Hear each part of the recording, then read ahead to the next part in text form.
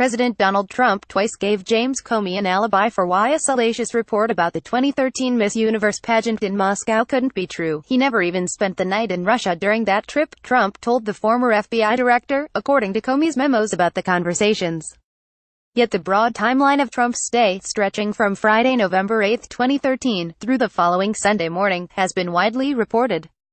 And it's substantiated by social media posts that show he slept in Moscow the night before the Miss Universe contest. Now, flight records obtained by Bloomberg provide fresh details. Combined with existing accounts and Trump's own social media posts, they capture 2 days that, nearly 5 years later, loom large in the controversy engulfing the White House and at the heart of the Comey memos, which the Justice Department turned over last week to Congress. Neither the White House nor Trump Organization immediately responded to requests for comment. According to Comey's accounts of his 2017 meetings with the president, Trump said the Moscow trip was so quick that his head never hit a pillow, even for one night.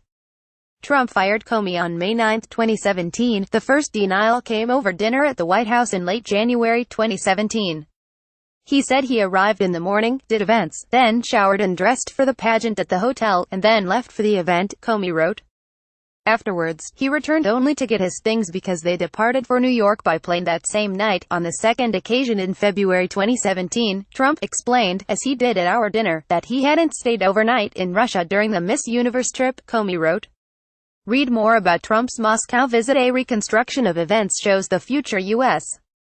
president's journey to Moscow began in North Carolina, where he attended a birthday tribute to evangelist Billy Graham on Thursday, in November 7, 2013. While flight records show Trump's own Cessna jet headed back to New York that night from Asheville, North Carolina, Trump himself apparently wasn't aboard.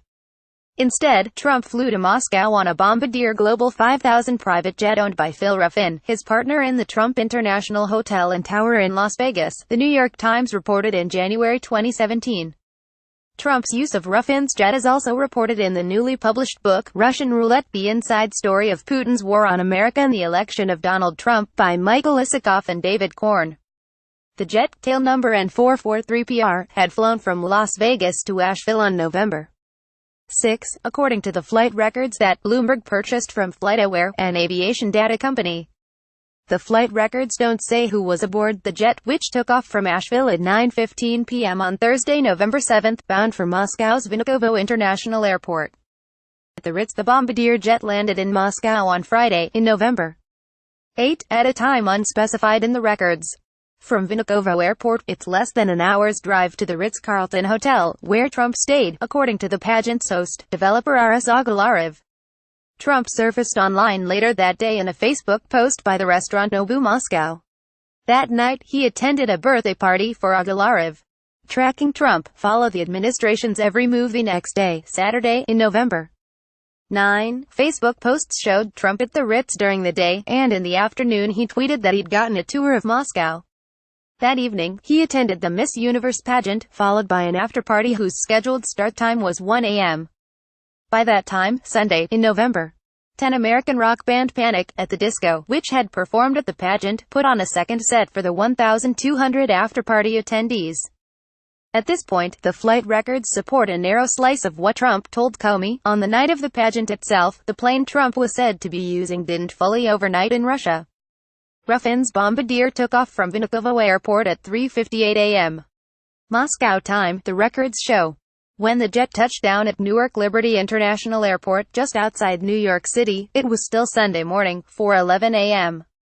local time. That evening, Trump tweeted about his return, "I just got back from Russia, learned lots."